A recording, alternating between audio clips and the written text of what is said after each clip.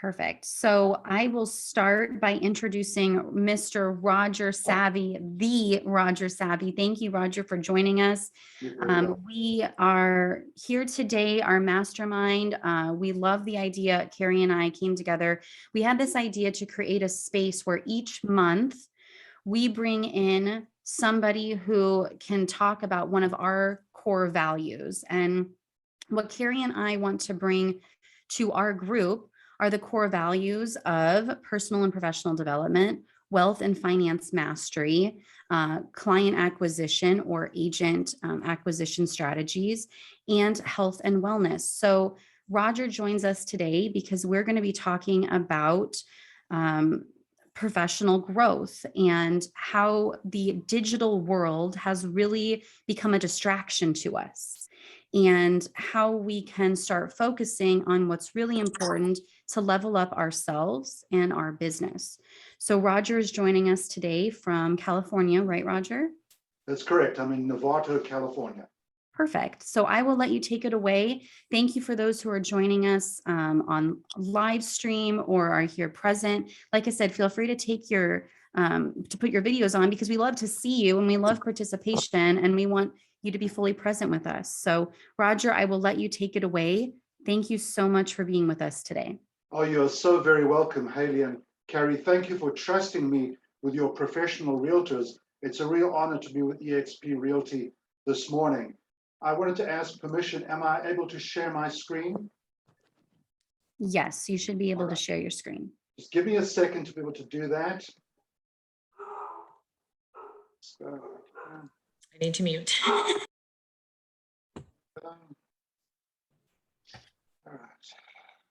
right. Give me a second. I'm just going to click a couple of buttons and I'll be with you. Nearly there. Haley and Carrie, can you see my screen clearly?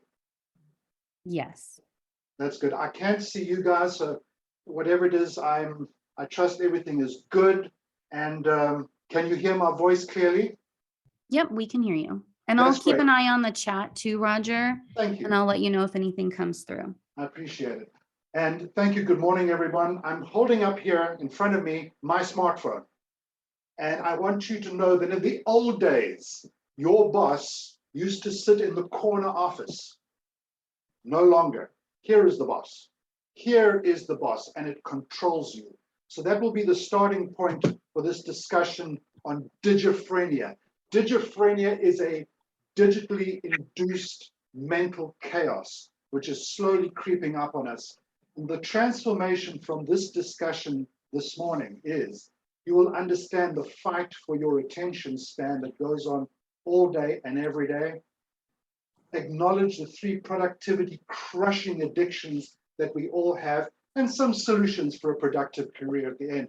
Again, I want to thank Carrie and Haley for trusting me with their professional realtors. Thank you for inviting me into your homes, into your office. I've got a fair amount of ground to cover, but treat this like Watergate. Break in anytime you wish. Ask me a question. I'm here for you. As you Roger, yes. Roger, your screen is really big for some reason. We can't see the whole slide. Can you minimize the size by chance? I just am noticing that in the last few slides. Let me stop sharing for a second, see if I can do this again, because I'm rather not used to not being able to see everybody. Yeah, something's happening maybe with Zoom. Something's going on. So let me go up here. I just didn't want us to miss something on your slides. All right, I appreciate it. So let's try this slideshow. In the beginning.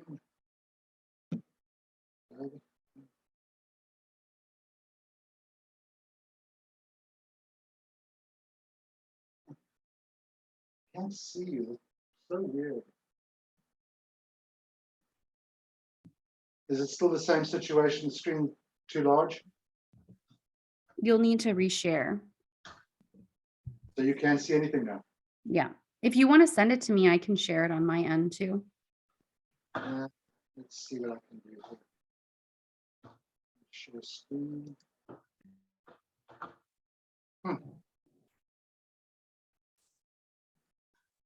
second. So weird. We'll blame it on Zoom. We can't blame it on Mercury. What was that? Like Mercury retrograde. That's over. So we're just gonna That's what blame I it was on going to say. We can't blame Mercury retrograde anymore. That was my excuse for a period. for like a whole month. I'm like, it's just Mercury retrograde. There we go. This looks more normal. All right, so let's see. Let's see what I can do here. Slideshow. So it looks like you have it enlarged. So at the top right corner, I think you can make it smaller on your computer because my thought, try to share it again. Let's see. Okay, let's see. I feel like I'm going right back to the same thing. Mm-hmm. My goodness. Yeah, it looks like, so the only way you could do is it looks like we just have to shrink the size of your screen, but if you don't necessarily know how to do that, you could send it to Haley and she can just go through the slides if you want, or you can just talk to us without slides. We're okay with that too. This has never happened to me before, and it would happen when I'm talking to an august group of people. Huh? Oh, wait, there, I think that looked good. Yeah. This is I fine, think Roger. This is working. It's fixed. It's Yep. fixed. Okay. All right. Yay. There we go.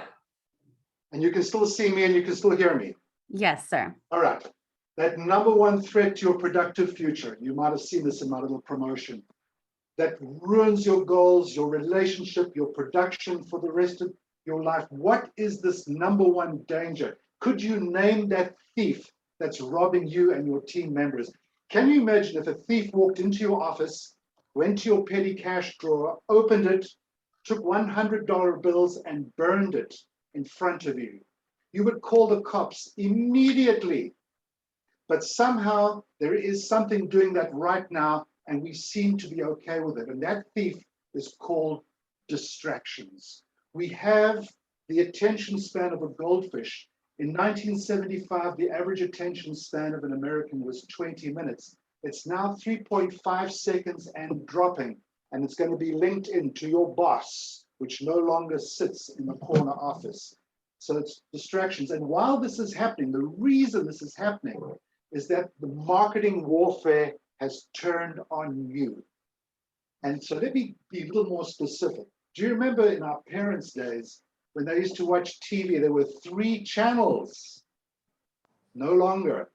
These are the amount of channels out there, and it's growing. Do you remember when you used to drive in your grandfather's car, and this was the radio with a little preset and 1 channel or 2 channels preset? Now it just goes on and on. I drive with XM radio, and it's just a seemingly endless supply of channels.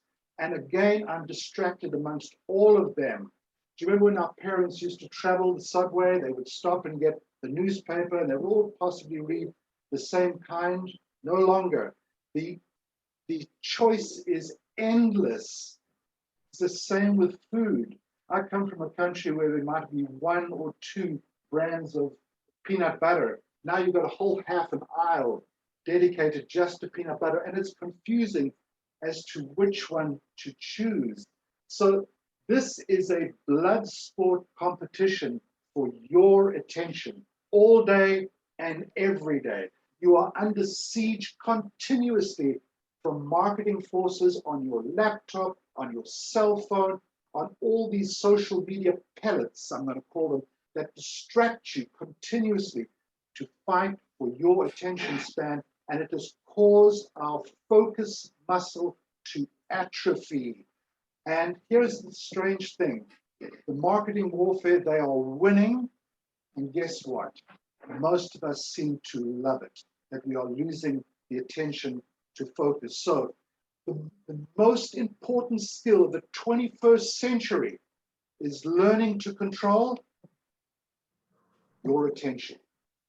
Learning to control and stay focused on what's really important to you, not what this says you should be focusing on, because whether you want it or not, the distraction is coming at you. Can you still hear me clearly, Haley and Harry? Yes. That's great. Thank you. So think about that. The most important skill of the 21st century is decide I'm not going to be distracted, and I'm going to focus on what I want to focus on, what is important, not what everyone else is telling me to be focused on. Tell me if you can hear this. Can you hear the sound?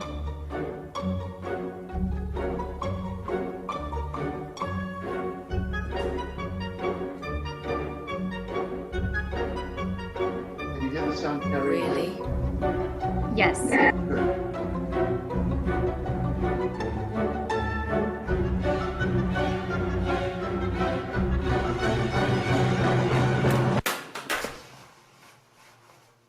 Really?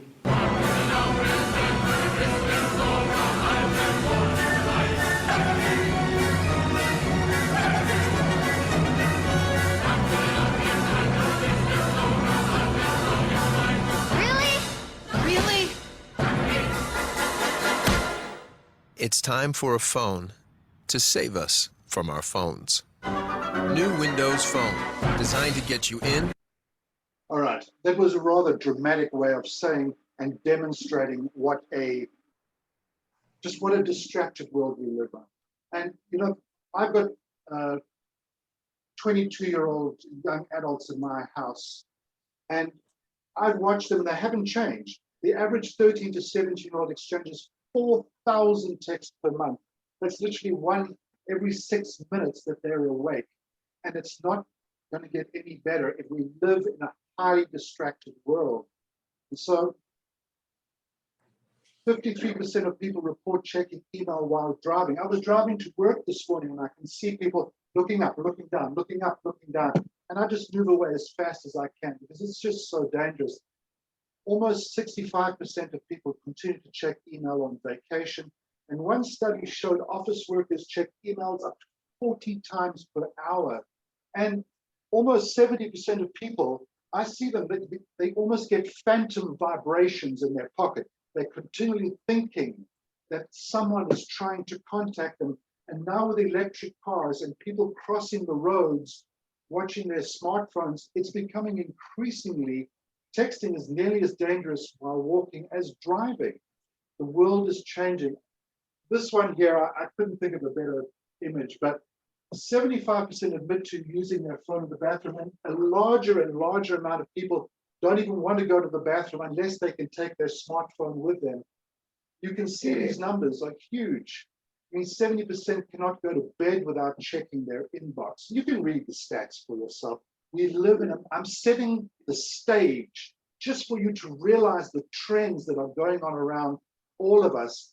And even at dinner, almost 40% of us check our emails at dinner, and comment is we're not only lost our minds, we're losing our manners. So ladies and gentlemen, welcome to Digiphrenia.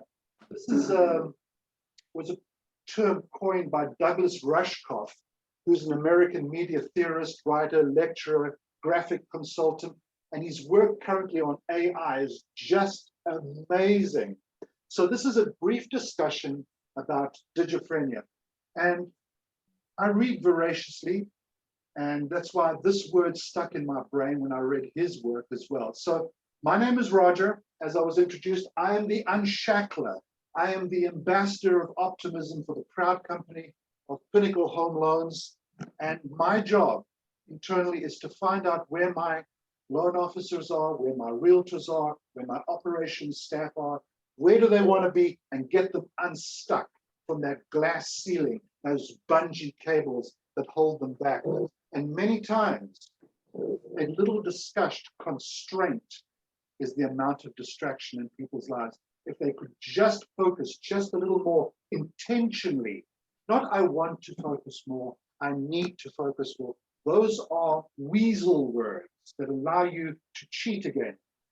Drop the words want and need and replace it with I will, I intend, it is my ambition that I will focus more. So, but that's coaching discussions I have about words that we use. And here are the three productivity crushing addictions.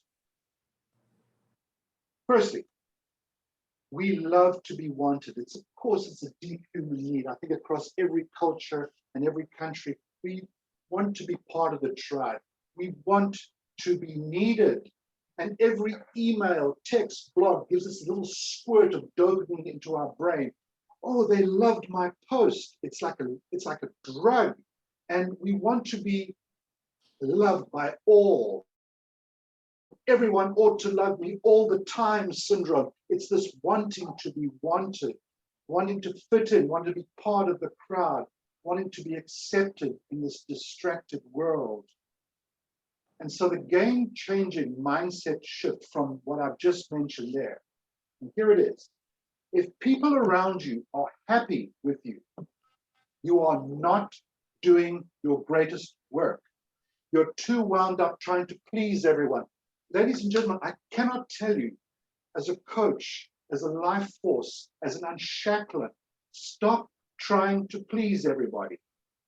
When you decide to be you and focus on what's important to you, and stop worrying about whether everyone likes you or not, your career goes forward. There is traction in your life, and a meaningful traction when you're not trying to please everyone. Think about it, and I could put any president here. I could put Clinton there. I could put Biden there. I could put Bush there. Doesn't matter.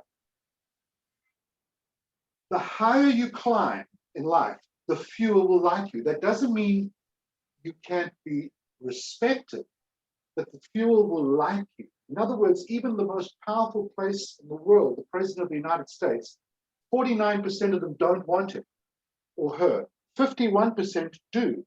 You can see the higher you go up the chain, the less people will like you, and stop worrying about it. It's just the way it is. Another sort of little hurtful stat that I want to throw out there is, who will cry at your funeral? I know that sounds morbid, but who will cry at your funeral? For most people, 6 to 10 people will cry at your funeral. The rest will be sad, but only 6 to 10 will actually cry. Ladies and gentlemen, stop trying to please everybody. Be you. Focus on what's important to you in real estate. And now with this inventory starting to come back, prices still going up, interest rates still going up, buildings starting to go up, sellers starting to freak out that maybe they're going to miss out. Now, focus on the market. Don't let the market define you, but focus on what's really, really important right now. So there's this comment by Winston Churchill. When you were in your 20s, you were worried about what people were thinking about you. When you got to your 40s, you went, I don't care what people think about me. And when you get to the age of 60, ladies and gentlemen, you realize nobody cared about you anyway. Stop worrying about it. This doesn't mean you have to be mean and ugly. No, you always should treat people with respect and be nice and be mindful and be collaborative. But don't stop being who you are. Don't let the media and the marketing warfare for your brain keep you dumbed down. It's holding us back. The next crushing activity is novelty. So the first one was wanting. Next one is novelty. The FOMO, what am I missing out on syndrome? So let's talk about this a little more. We now live in a world of constant partial attention. And you can see these stats for yourself. 70% of TV viewing is done with other devices on. By the age of 5, kids have an expert understanding of computers. And so we're literally in this continuous partial attention of the world, always scanning the periphery in case we miss something. And our phones are dinging us, pinging us, making us just in case we should be missing out. In other words, we require like random reinforcement in case we're not getting a message. The fact that you don't know when important news will come means you're quickly engaged in obsessive compulsive behavior. There's that study with rats where the rats that are in a maze and they only put the pellets out at the same time every day. And then the rats only go and look for the pellets at that time. But when they started to throw the pellets out at different times, the rats became obsessed. And they were driven to check for pellets incessantly. This is what's happening to us. We've got these little pellets. Here are the pellets. Look at the pellets. You can see these icons. They're throwing things at us and we've become obsessed with it. And so it brings the same obsessive compulsive behavior, temptation to check continuously. It's almost insatiable. We've got to have this immediate gratification. What does this mean for us? So what's a strategy that we could use to overcome this? Well, look at these things. When I'm checking out at Smith's or Kroger's, I look at all this nonsense and I think, I don't need to know any of this stuff. I really don't need to know this. It's not germane to my life and what's important for my family, for my company, for the growth. We intentionally, let's spend less time following other people's lives and more leading of our own lives. Separate the world from your world. I'm going to get more specific with this so that you can see where I'm going. Barracuda. Be in the world, but not of the world. Do you know when you catch a barracuda or a fish, not that I'm a great fisher, and you fillet the fish, you open it up and you taste it, you probably have to add salt. Even though they've immersed themselves in salt their whole lives, you actually have to add salt to make it tasteful. So be in the world, but not of the world. You can live in this world without being representative of the Digiphrenia that goes on robbing us of our future. And remember, when you start doing this, it's easier and more effective to avoid this than to resist it. So here's the first hypothesis. Maybe, just maybe, the next piece of information will be key to your success, right? And it's the opposite. Your success hinges on your willingness to miss some information. In other words, when you decide to ignore all the pellets and focus just for a little while, it's at that point your career begins to take off. When you master your attention. Sounds wacky, but it's true. And sometimes this obvious point is just lacking. So be willing to risk not being fully up to date with all these pellets. Just learn to focus for a little while. And third, the third addiction, the crushing addiction, is we love being busy.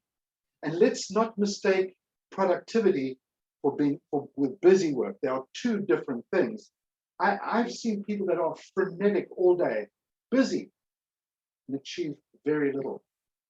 In fact, I ask many people, what does multitasking mean to you? And I get the same answer almost time, doing many things at the same time. Ladies and gentlemen, that's not multitasking. That's called stacking or polyphasing. Multitasking is doing one thing at a time for a specific period of time. And when your planner says time to stop, you move on to the next. That is multitasking. And when you live your life with that discipline, when you focus on that thing, you'll be amazed how much calmer you are at the end of the day. Because when you're doing multiple things, it's like bell curve upon bell curve. And you get to the end of the day, you don't know where you are with anything. Busy work versus productive work. And busy makes us think that we feel great, we feel needed, and it offers us a convenient excuse, and we feel obsessed with to-do lists. But we tend to be here most of the time. Urgent and important, continuously, reactively putting out fires. But when you learn to do one thing at a time for a specific period of time, you get into the zone of effectiveness, which things are important, but not yet urgent. It's critical, and that means deciding not to be distracted and proactively working on the key priority initiatives that are important to you. But we love this feeling of being busy. I watch this with my colleagues sometimes. We've got projects to do, but an instant message comes up, they have to look at it. Or a call comes in, they feel they have to take it. Or there's a news alert, or someone pings them the email, or there's a knock on the door. Got a minute? Or there's a text. And it's almost like there's relief. It means I'm wanted. Somebody needs me. My open door policy means I have to be available 24/7. This at our own peril. In fact, on average, we are distracted every 3 minutes and it takes us 11 minutes to regain concentration, 40% of the time we don't even go back to what it was. Carrie and Haley, can you still hear me? Yes. Yeah, Roger, we can hear you. That's great. I get just a little bummed because I can't see you. I'm just talking to a screen. I'll stop sharing very shortly. And so on average, we've got to go to war against these distractions, these little pellets that just ruin us. And so, as I said before, your boss is no longer in the corner office. Your boss has become the device in your pocket. And I love this quote here from the feminist writer Rena Mae Brown. A life of reaction is a life of slavery, intellectually and spiritually. One must fight for a life of action, not reaction. And this is what we've come. The world is slowly dumbing us down. We're becoming mediocre. And there is nothing worse in this world, ladies and gentlemen, than being ignored. And this is what's happening. We're all being dumbed down. We're becoming ignored. It's our intention. It should be our intention to be fascinating. We all want to be fascinating, to get the attention of our buyers and sellers. And to do that, it is our intention to unlearn boring. And when you unlearn boring, you focus on what you find important and you focus for specific periods of time, not worried that you're not catching up with what's happening at jury hearings or murder trial, or what Donald Trump said or what Biden said. Doesn't matter. Focus on what's important for your family and your careers. So that, like a muscle unused, we have created attention atrophy. You go to a gym, you pick up big muscles, pick up big weights, you get big muscles. Pick up little weights, you develop little muscles. Our focus and concentration muscle has atrophy because of distractions, because of this thief robbing us of everything that's important. It's time to regain control. So here are some of the strategies. Number one,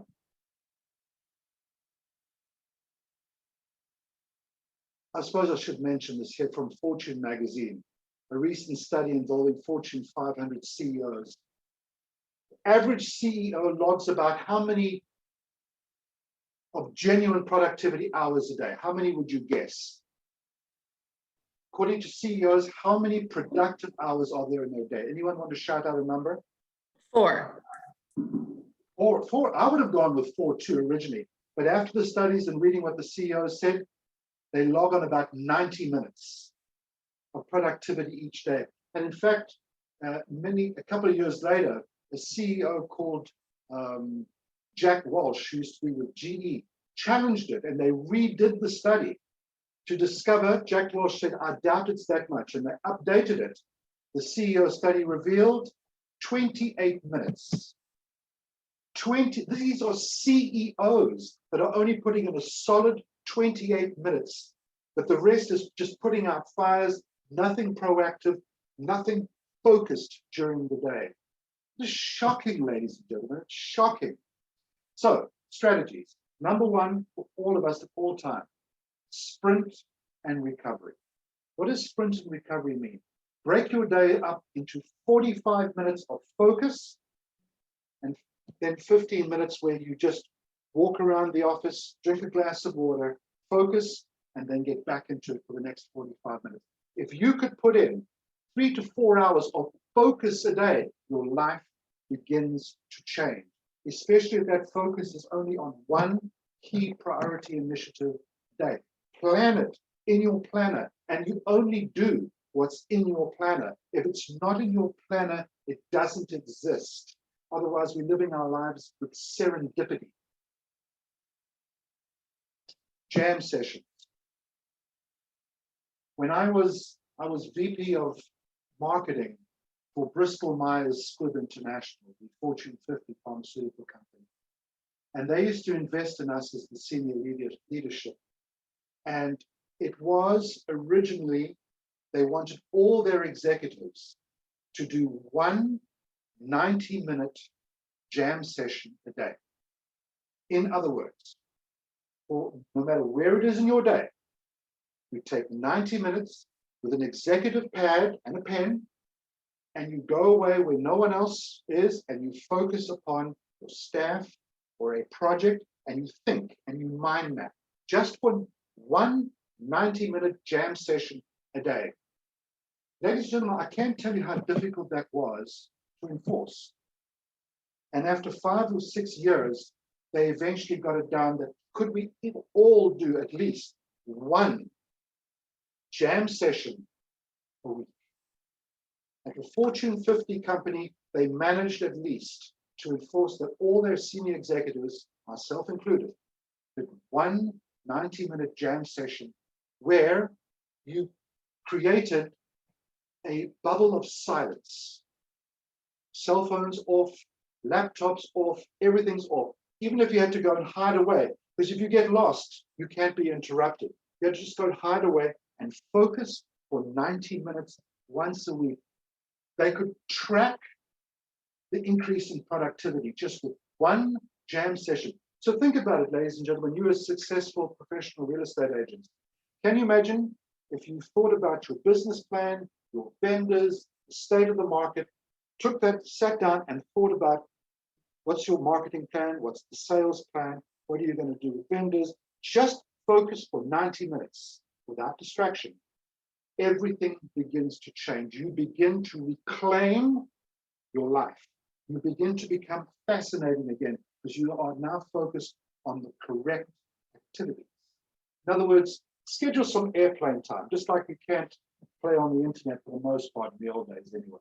So maybe this analogy is fading, but schedule airplane time, a bubble of silence, once for 90 minutes a week. So as I begin to wrap this up, Carrie and Haley, I'm just going to talk about something called green light realtor activities, just to finish this off.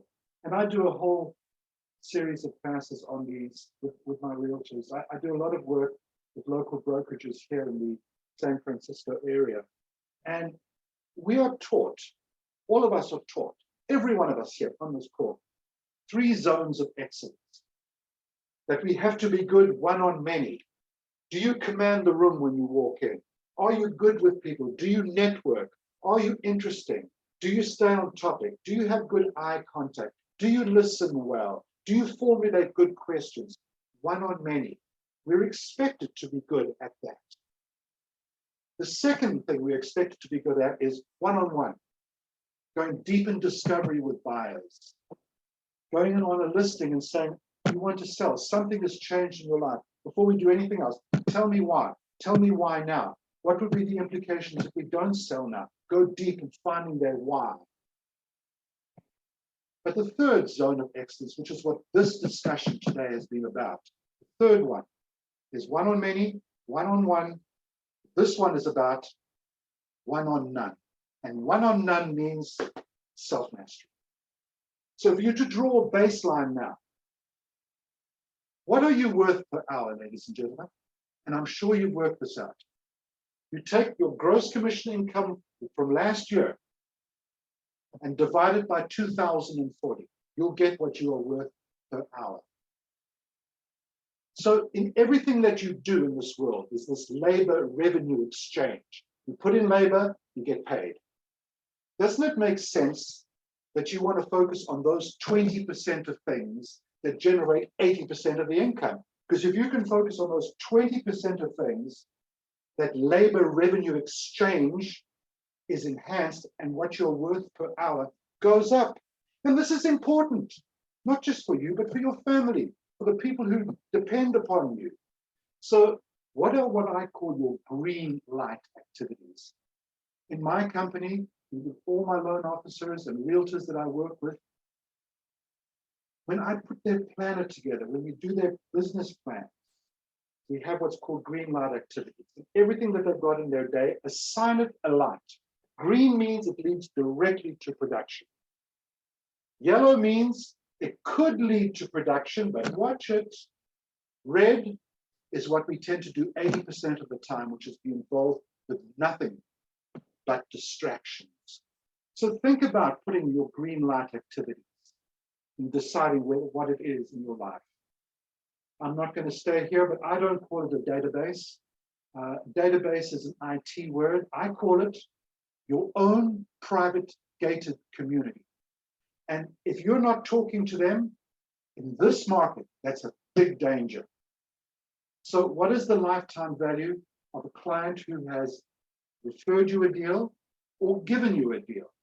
These people, if you're not talking to them now, somebody else is. So this is a time for a different topic. I'm just letting you know, these are typical 20% activities that generate 80% of the business. And explode the F-bomb, ladies and gentlemen. Follow up, follow up, follow up, until you can't follow up anymore. And remember, and I've learned this, one thing can change everything. One thing can change everything. You might decide, okay, I'm going to do an 80-20 analysis on which 20% generates 80%, or I'm going to do one 90-minute session a week, or for 3 hours of the day, I'm going to do 45 minutes focus, 15 minutes. One thing can change everything, and you become fascinating. And just as a reminder, you are a solutionist. You are a gift. People should be lucky to know you. You are not just a realtor with eXp Realty. You are bigger than that. That's mediocrity and that's average. eXp Realty is there to support you, but shine as someone who is not distracted. So again, I thank everyone for giving me that opportunity to chat with you, and I can see some smiling faces. So thank you. I trust I didn't go too long, and I'm here. I'll take any questions that you may wish to ask. So I would like to just make a comment. You know, it's very interesting because I never actually thought of the concept of it becomes really obsessive compulsive behavior. You're training your brain in that direction. Yeah. And my son actually at a young age was actually diagnosed with that condition. And one of the ways that they taught him to overcome that was to figure out ways to retrain the brain. So when you have the urge to do something, you've got to fight through it and not do it, because now your brain, you're strengthening the muscle, and that particular compulsion becomes less and less difficult. So this is not any different. We have put ourselves in the position, or the environment we're in has put ourselves in the position that we are now responding that way. But we can unravel that by simply, like you said, Roger, saying no and going for 2 hours without checking our phone and realizing the world didn't blow up. Yeah. So, I mean, honestly, we've got to give ourselves feedback, just like somebody with that actual, diagnosed disorder does, feedback that if I don't give into that, everything's still going to be okay. Because the more feedback we get, then we're like, it was no big deal. And I actually really liked not being on my phone for 2 hours. That was actually pretty relaxing and amazing. And wow, look how much I got done. Now you feel more productive, proud of yourself, excited for your productivity. You see the needle moving forward, and you're not anxious and worried about that, that thing that you might be missing, but you've got to take the first step, and it's just little by little by little, but it works because people who are born with that, deficiency in their brain can overcome it. That means that something we've kind of, environmentally been taught, we certainly can. So to me, that was very inspiring, Roger. And it was a different way that I hadn't thought of it before, despite that. I have that in my reality. And it was just a really interesting, I think other people might have that aha, like that is the way I'm acting. That is what it does to me. And yet I have control over it. And it's totally possible to undo that if I want to. I've realized in many of my colleagues, almost somnambulistic, almost like sleepwalking. There's many times I've arrived at the office in the morning and I don't remember driving to work. It's so on autopilot. And then I consciously now look when I'm driving, oh, I love those cows in the field. Those hills are looking green, and actually appreciate around me. So this, our boss, creeps up on us and puts us in autopilot. I wear a little bracelet on my arm to remind me every now and then. I flick it. I'm being distracted. Go back. I talk to my family. If you see me come out of my office within the next hour, ask me what I'm doing. And then I might be reminded. I also put into my planner at every 90 minutes, something that goes, boom, I'll look at it, and it says, are you distracted? And it reminds me. So I've actually programmed it to something to check me as an accountability partner. So I appreciate those are great ideas. You should all write those down. I was going to say, I love him. That, your family, we can don't have to say anything else right now. You need to tell Lazarus. Remind if I come myself to not be distracted. That's what you need to do. I love the idea of this on the phone. So I have been a firm believer, Roger, in working in bursts as well. Yep. Because it's very overwhelming for me personally to think that I've got to focus for 2 hours or something like that.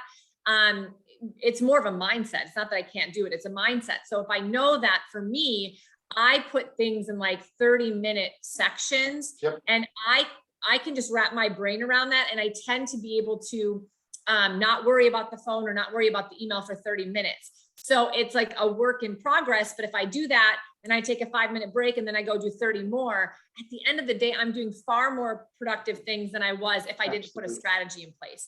So for some of you, you aren't really in maybe using your calendar as much as you should be. So use your phone, the thing that's, robbing us of our joy in our life here. And our business, let's have that ping us every so often and just say, are you distracted? What have you done in the last, how productive have you been in the last 30 minutes? Something that's going to trigger, because what is happening is you are sitting in a subconscious state. Yep. Like Roger said, you're not consciously making these choices. You're just doing this and you don't even know what you're doing. Yep. So you've got to bring yourself back into consciousness as often as possible. There's got to be some sort of cue. Absolutely. So who had some ahas they want to share or something that they are going to commit to doing? Joanne, we just had this conversation. My aha was that I continuously, and I resist social media for that reason, but I know it's important in my business. So I'm constantly finding myself in a balance of you need to get on social media and then checking myself, are you lost on social media? Did you do what you intended to come here to do? And I have to remind myself regularly, you're lost now. You are no longer doing what you came here to do. Good. Absolutely Yeah, right. because first you're productive for a few minutes and then you're like in a rabbit hole and you look up and it's been 30 and you're like, oh my gosh. Almost to the point of anxiety. Like I don't want to go on. I'm terrified. So I have to start making myself a little note before I go on. What did I come here to do? Do it and then get out. just do that and get out. Yeah. Out. And I you love and that. I, Violet, you're the same. Yeah, I was going to say, like, I feel like that I am the same way. And and especially when I try to be like hyper aware of it and conscious of it, because especially when you do get like good engaging post that you want, and then all of a sudden you find yourself 3 hours later, not even aware of why you went into and it's like, What just happened? Where's my conversation? Like, this is not what my intention. And so it's just being more purposeful. And for me, like just taking the simple action to remind myself not to be distracted. I mean, that's, one simple thing can change everything. So I have phantom vibration. I'm not joking. Like I have, and Carrie's aware of this. I've had phone issues for 18 months that genuinely made me kind of have like a little bit of like a psychosis almost, like what is happening? What's going on? And then like having this conversation was a realization, like, actually, it may not just be me, like other people have issues with like trying to connect and balance that out with like reality versus business. And you said in here that it's like, where's my attention going? That's where is real in life, and like making that is where the money is going to be, because that's where your happiness and your purpose is, right? So Violet great call. Violet and Joanne, your comments are so real, and it reminds me that when it's part of my job to be on social media for a portion of time. So I program it into my planner. Let's say from 2 to 2:30, social media, but I put there, I'm going to do it 2 by 2 by 2.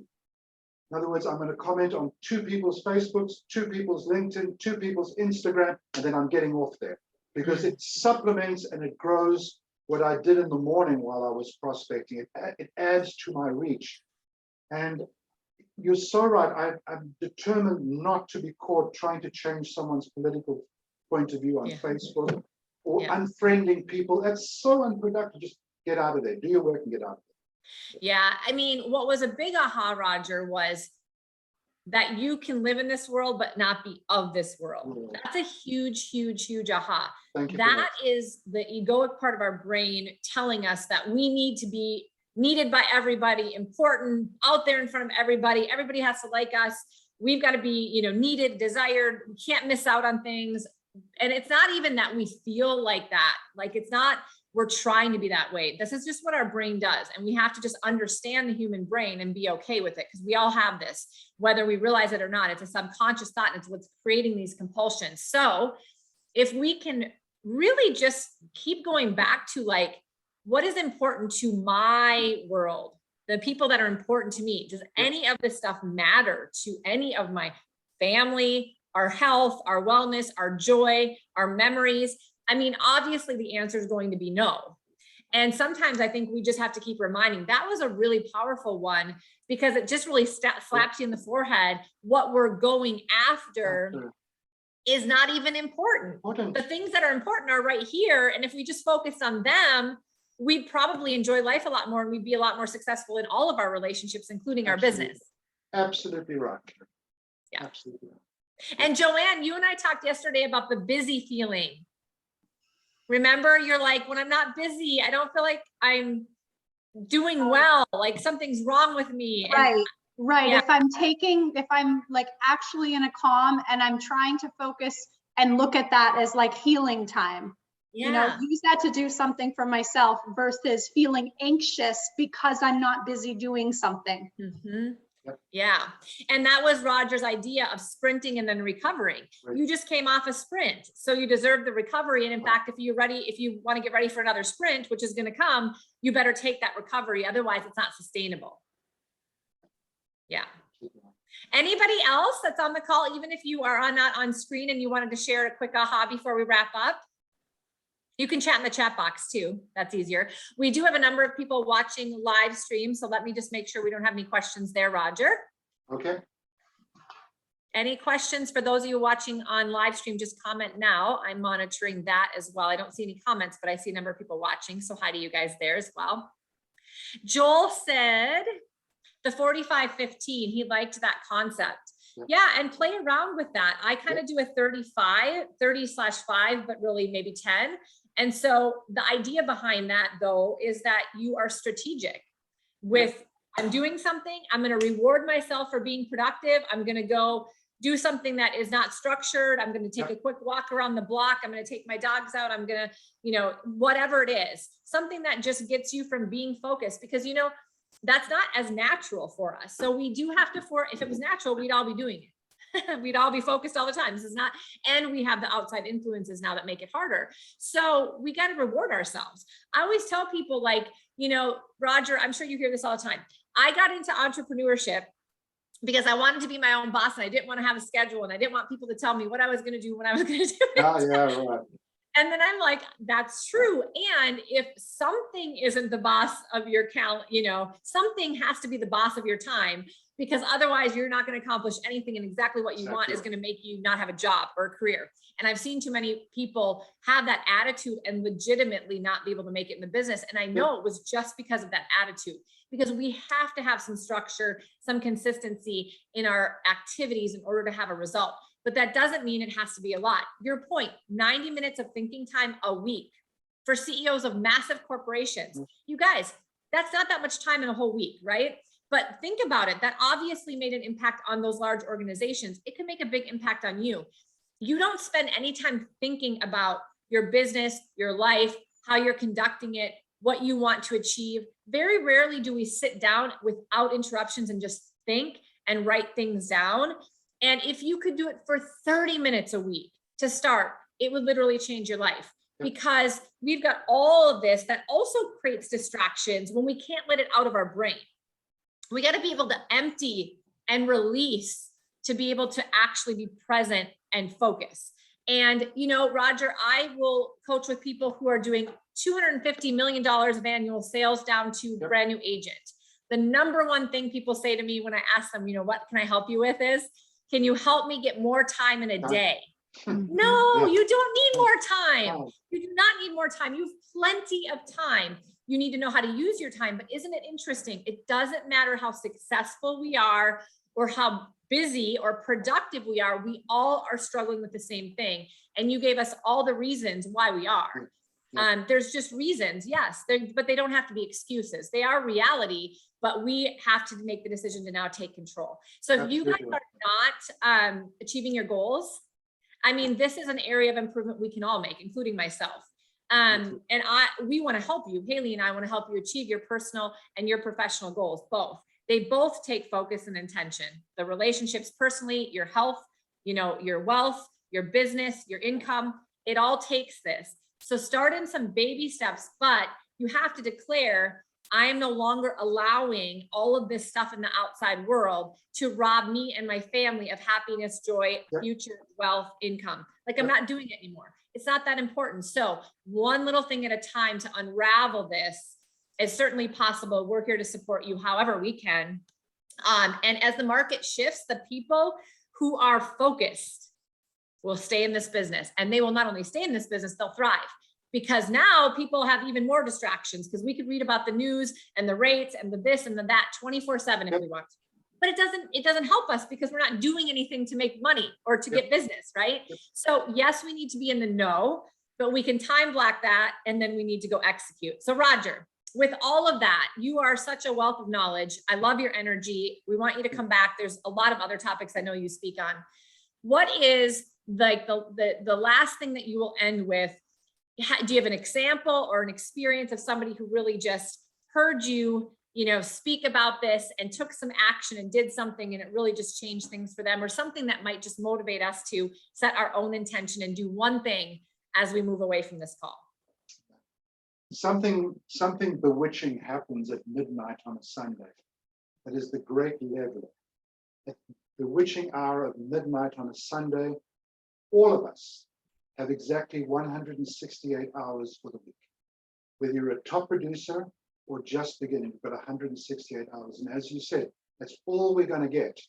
So prioritize that 168. And so for my new loan officers and realtors that join the company, whether they are experienced or whether they're new, I plan their mornings. Get your mornings organized, from getting yourself into peak state in the morning and up until 11:30 or noon, what you are going to do, and stick to that. Plan your mornings, the rest of your life looks after itself.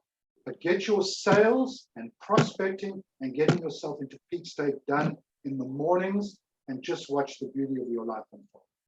Yeah, there's no doubt. And isn't that beautiful? You don't have to be structured for 8 hours a day. He just said, do it in the morning until 11:30 or 12. We can all do that, because then the reward is the rest of the day is what it is. You're going to have appointments or you're not, you're going to go to the pool. It doesn't matter. Now be the self that you want to be, that is unstructured and, you know, isn't told to be places, and reward yourself with that. And you won't have to worry about anything else. Right now, we're more stressed out and more anxious than we need to be, because we're not as productive as we should be. And we know it. We know it. We're just not making a change.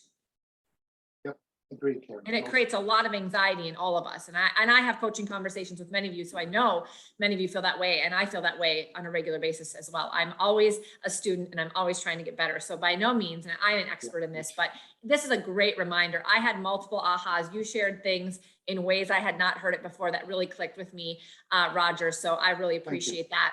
Great timing, great reminder. Summer, you guys, is the most distracting time. So if you can do something different in the summer, it's going to get easier the rest of the year, right? So we've got this. You guys got this. Let us know how we can support you. Roger, if you would like to put your contact information in the chat in case anybody wants to reach out to you, please do that if you're able to, or Haley can as well. This is recorded. We're going to send the recording out. We have a bunch of viewers on Workplace, but remember, it is live streamed in Workplace as well. So you can go back in there and watch it anytime in our EXP family tree group. And if you want to send this recording to maybe a friend, a colleague, a coworker, a spouse, you'll have it in your inbox, and you can do that. Thank you so much for your time, Roger. Thank you so much. I'll send my information to Haley. Thank you. Yeah, thank you so much, Roger. We really appreciate you, and we will see you again soon. Absolutely. Thanks, guys. Thanks, everyone. Thank you. Bye. Bye-bye. Bye, Joel. Thanks, everyone.